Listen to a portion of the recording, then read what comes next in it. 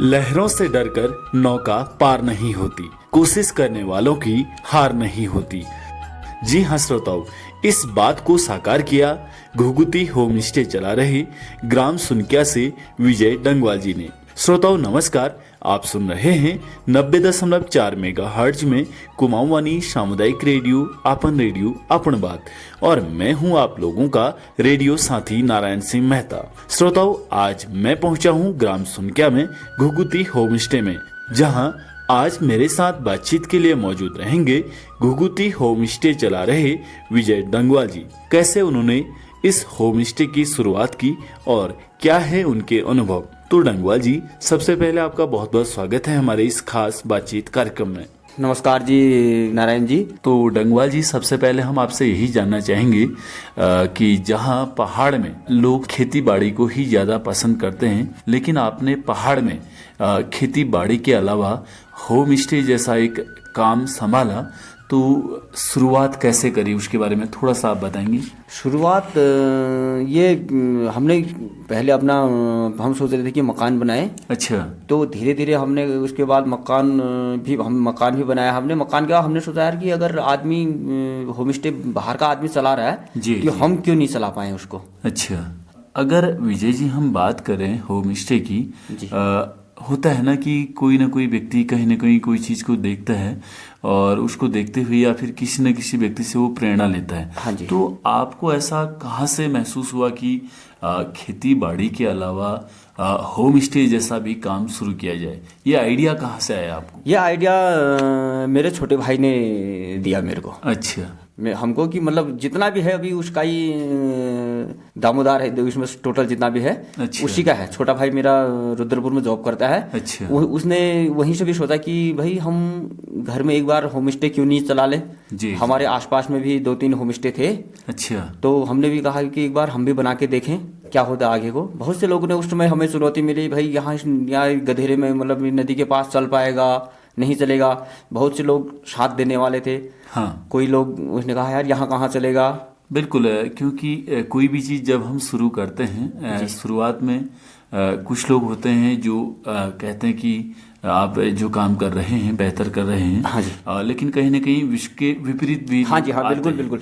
उनका नजरिया रहता है कि यार यहाँ का आदमी क्या होटल चलाएगा, क्या होम स्टे चलाएगा, उसकी बस की कहाँ की बात है। बिल्कुल। तो इस तरह की चीजें आपके साथ आई कि नहीं? बिल्कुल आई जी, अभी भी आई हैं। एक चीज और आती है सर, जब भी हम बात करते हैं क्योंकि होटल, हाँ जी, होटल और होम स्टे में मुझे लगता है कि अंतर है। बिल्कुल सर, अंतर है। जिस तरीके से गेस्ट आता है, हाँ जी सर, तो क्या उसका रवैया होटल का तरीके का रहता है? नहीं, या फिर उसको लगता है कि यार एक गांव का व्यक्ति द्वारा करा हुआ काम है, तो जैसे घर में रहते हैं वैसा व्यवहार या वैसे ऑर्डर वो इस तरीके से करते हैं, मतलब क्या है ऐसा? हाँ जी बिल्कुल। अगर मेरे पास गेस्ट आते हैं, अच्छा, तो होटल का मतलब होटल का वो नहीं मांगते हो। अच्छा। अगर जैसे यहाँ आएंगे वो कहेंगे हमें भट्ट की चुड़कानी खानी है। अच्छा। मतलब टोटल जितना लोकल उत्पाद है वही मांगते हैं। लास्ट में मतलब मेरे पास गेस्ट आए हैं, उनने मतलब मेरे से ये हमारे यहाँ बिच्छू घास होती है, इसकी भी सब्जी मांग रखी है। बिच्छू घास की सब्जी? हाँ जी। ये वाकई जो होम स्टे का कॉन्सेप्ट है वो यही है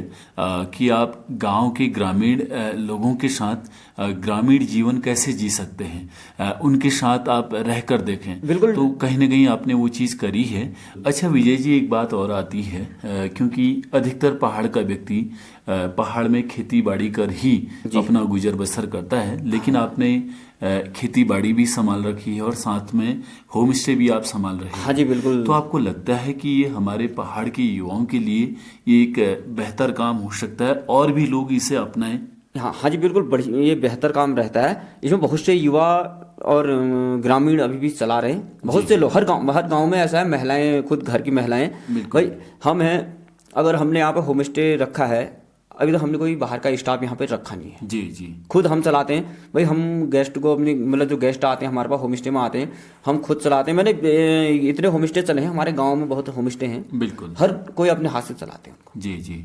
कोई बाहर अभी एक चीज और आती है, हम अच्छाई की बात करते हैं तो बहुत सारी अच्छाइयाँ भी हैं जी। लेकिन कहीं ना कहीं कोई भी जब हम काम करते हैं उसकी अपनी खुद की चुनौतियाँ भी हैं।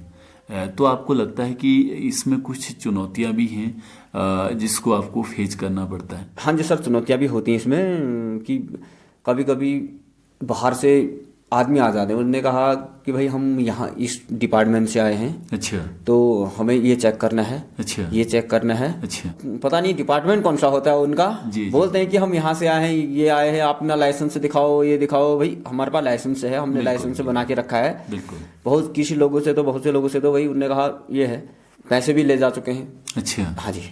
यानी कि आप कह रहे हैं कि जांच पड़ताल काफी सारी हाँ, जांच पड़ताल होती है। वो सिर्फ ग्रामीण क्षेत्र में आते हैं, जो होम स्टे बाहरी व्यक्ति ने बना रखे हैं उनके यहाँ नहीं जाते हो। अच्छा, सिर्फ ग्रामीण, यानी कि गांव के व्यक्ति को सीधा साधा हाँ सीधा समझ के हाँ कई बार ये चीजें करी जाती हाँ। उसने कहा भैया आपने ये लाइसेंस नहीं बना रखा है, भैया ये लाइसेंस नहीं बना रखा है। होम स्टे में लाइसेंस, अब उसने कहा फ्रूट का लाइसेंस दो। बिल्कुल बिल्कुल। होम स्टे तो हम अपने घर के हिसाब से, अगर हम अपने घर में भी अगर खाना बनाएंगे तो फिर हमने घर में भी रखना चाहिए हमें। हाँ बिल्कुल। फ्रूट का लाइसेंस, उसने कहा भैया फ्रूट का लाइसेंस घर में भी दिखाए। बिल्कुल, यानी कि आपका कहने का मतलब ये है कि कुछ जो जबरदस्ती जांच पड़ताल की बात होती है, अगर शायद सरकार इस पे थोड़ा सा अंकुश लगाए और कोशिश करे कि ग्रामीण व्यक्ति अगर होम स्टे संचालित कर रहा है तो कुछ पॉलिसियों में उसको छूट हो। ठीक है, खाने की जो गुणवत्ता है वो बेहतर होनी चाहिए, साफ सफाई बेहतर होनी चाहिए, साफ सफाई अच्छी होनी चाहिए और खाना अच्छा होना चाहिए। बाकी फ्रूट नहीं तो अगर हम अपने घर में हम खाना बना रहे हैं तो हमें लाइसेंस की क्या जरूरत है सर? इतने साल से हम खाना बना रहे हैं, सालों से घर में खाना बना रहे हैं। बिल्कुल। तो फिर लाइसेंस, फ्रूट का लाइसेंस दिखाओ। ज्यादातर बाहर के लोग आते हैं, उसने कहा आप होम स्टे चला रहे हो, फ्रूट लाइसेंस दिखाओ। अच्छा, अगर घर में कहाँ से रखेंगे फ्रूट लाइसेंस? बिल्कुल। और दूसरा एक चीज और आती है सर, क्योंकि पहाड़ में हम जब होम स्टे चलाने की बात करते हैं तो कई बार कुछ ही गेस्ट आ जाते हैं। हाँ जी। लेकिन आपको लगता है कि जो लोग होम स्टे चला रहे हैं, हमारी मार्केटिंग बेहतर है और हमारे वहाँ लगातार गेस्ट आ रहे हैं? इसमें कंटिन्यू तो नहीं आ पाते सर जी। बहुत चैलेंज होता है, बहुत दिक्कत होती है कि हम ये सोचें अगर सरकार भी हमें सहायता करे, एक दो ग्रुप कहीं से मिल जाए, बिल्कुल ना तो कंटिन्यू नहीं आ पाते सर यहाँ। बिल्कुल। और आपको दूसरा लगता है कि ऐसे भी पर्यटन विभाग का तौर तरीका होना चाहिए कि जितने भी इस क्षेत्र में ग्रामीण स्तर पर होम स्टे चलाए जा रहे हैं, समय समय पर उनको मार्केटिंग के तौर तरीके और कैसे होम स्टे को बेहतर हम कर सकते हैं और इस तरीके की चीज़ें सिखाने की आवश्यकता है? हाँ जी सर, आवश्यकता है सर। तो क्या ऐसे आप प्रयास करते हैं जो गेस्ट आते हैं कि उनका आपके वहाँ आने का और दोबारा से मन करे? जी सर, उनको ये होता है कि भाई अपने लोकलिटी को अच्छा बढ़ावा देना पड़ता है। बिल्कुल कि भाई हमारे यहाँ ये चीज़ है, ये चीज़ है। जो गेस्ट मेरे पास सीजन के तौर पर आते हैं, जी जी, सीजन में आते हैं, तो यहाँ पर काफ़ी अच्छा हरा भरा होता है। गांव में अगल बगल में आदमी कोई मटर की तोड़ाई करते हैं, कोई आलू की गुड़ाई कर रहे होते हैं, तो उसमें उनको देख के बहुत अच्छा लगता है उनको। जो गेस्ट यहाँ पे एक दिन के लिए आएगा वो यहाँ पे 2-3 दिन रुक के जाता है। मतलब ऐसा अनुभव आपने अनुभव हो चुका है, मेरे पास हो चुका है जी सर। तो वो 3 दिन तक? हाँ हो चुका है सर, मेरे पास 1 दिन की बुकिंग थी। तो आदमी यहाँ का मतलब माहौल देख के, ग्रामीणों का व्यवहार देख के, आपस में अगर ये होता है हमारे ग्रामीणों का मतलब गाँव का व्यवहार ये होता है, भाई मेरे पास गेस्ट आते हैं तो उनने अभी तक अपनी प्रक्रिया मतलब हमें रिव्यू दिया कि भाई जैसे किसी के घर में चले जाएंगे। अच्छा। उन्होंने कहा भाई आओ बैठो चाय पियो, मतलब किसी घर में चले जाएंगे। हाँ हाँ। बिगर चाय पिए उनको मतलब आओ बैठो चाय पियो पूछेंगे, तो उनको यहाँ पर अच्छा लगा। तो यहाँ पे 1 दिन की बुकिंग थी तो 2 दिन रुके, बिल्कुल आराम से घूमे। तो क्या कोई ऐसे गेस्ट भी रहे जो एक बार रहकर दोबारा वो यहाँ रिपीट हो चुके हैं सर? अच्छा। हाँ जी, मैं इतने मेरे को भी काफी कम समय हो रखा है, काफी कम समय में मेरे पास रिपीट हो चुके हैं गेस्ट सर। बिल्कुल, यानी कि आपको लगता है कि जो मैंने काम शुरू किया था धीरे धीरे वो फल देना शुरू हो चुका है सर, मतलब हो रखा है, मतलब कि रिपीट भी हो रखे हैं गेस्ट। और अब हाल में ही मेरे पास जो गेस्ट की मतलब वहाँ से भी फोन आ रहा है कि हम दोबारा आएंगे। अच्छा। सीजन में आएंगे। बिल्कुल, उसने कहा सीजन में आएंगे तो यहाँ पे 2-3 दिन रुकेंगे, यहाँ घूमेंगे। सीजन में ये होता है कि चारों तरफ से काफी हरियाली भी रहती है, बहुत अच्छा भी होता है कि भाई मैं नदी में आदमी उसमें ज्यादा, इसमें तो ज्यादा ठंडा है, तो इसमें अब जो सीजन में आ रखे थे इसमें रिपीट आए, इसमें उनको यहाँ पे ज्यादा ठंडा वंडा जाड़ा वाड़ा मतलब ये चीज हुआ। तो बहुत सारी चीजें हैं होम स्टे की अगर हम बात करें तो पहाड़ में एक चुनौती और बढ़ रही है हाँ जी, बताइए। कुछ एक लोग हैं जो खुद का काम कर रहे हैं। हाँ जी सर। लेकिन अधिकतर लोगों का यह है कि यार पहाड़ की खेती में कुछ नहीं है, तो बाहरी लोगों का दखल बढ़ रहा है और जमीन हर दिन बिक रही है। तो जो लोग हमारे खेती बाड़ी वाली जमीन को बेच रहे हैं, उनको आप क्या कहना चाहेंगे? सर उनको मैं क्या कहना चाहता हूँ, अब भाई वो कहते हैं खेती बाड़ी से हमें कुछ नहीं होता है। भाई खेती बाड़ी तो हमारे जो बुजुर्ग थे, बिल्कुल हमारे दादा दादी, हम उन सब ने की। बिल्कुल। उनने मतलब अपनी एक जमीन 1 इंच तक ख्यानत मतलब नुकसान नहीं किया। बिल्कुल अब के हमारे जो ये पीढ़ी आ रही है, इनके ये लोग नहीं कर पा रहे, बिल्कुल। तो ये अपनी ज़मीनों को बेच रहे। हम उनको यही सुझाव देंगे कि भाई ज़मीन मत बेचिए। कल आज तो हम लोग ज़मीन बेच देंगे, कल हम ही लोगों के लिए दिक्कत होगी। दिक्कत होगी क्या, दिक्कत होने लग गई पहाड़ में। बाहर के जो कुछ लोग तो अच्छे होते हैं सर, कुछ लोग कुछ गलत होते हैं। हाँ। बहुत सी घटनाएं हमारे पहाड़ में घट चुकी हैं। बिल्कुल। आए दिन मतलब गलत मतलब ये होता है कि भाई गलत होता है। भाई आने वाले वक्त में हम अपनी मतलब यहाँ पे जितनी भी हमारी जो आने वाले वक्त की पीढ़ियाँ है, बहन बेटियों का चलना मुश्किल हो सकता है यहाँ पे सर। बिल्कुल, एक तो ये चुनौती है और दूसरा एक चीज़ और लगता है कि मैंने बहुत सारे लोग, या शायद आपने भी अनुभव किया होगा, कि आज हम अपनी ही ज़मीनों को बेचकर हमारी ही ज़मीनों पर कोठियाँ या होटल बन रहे हैं और उसके केयर टेकर हम लोग, फिर हम ही लोग उसी में नौकरी कर रहे हैं। कोई हम किसी के कुत्ते घुमा रहे हैं जी, या किसी के घर में हम झाड़ू पोछा कर रहे हैं।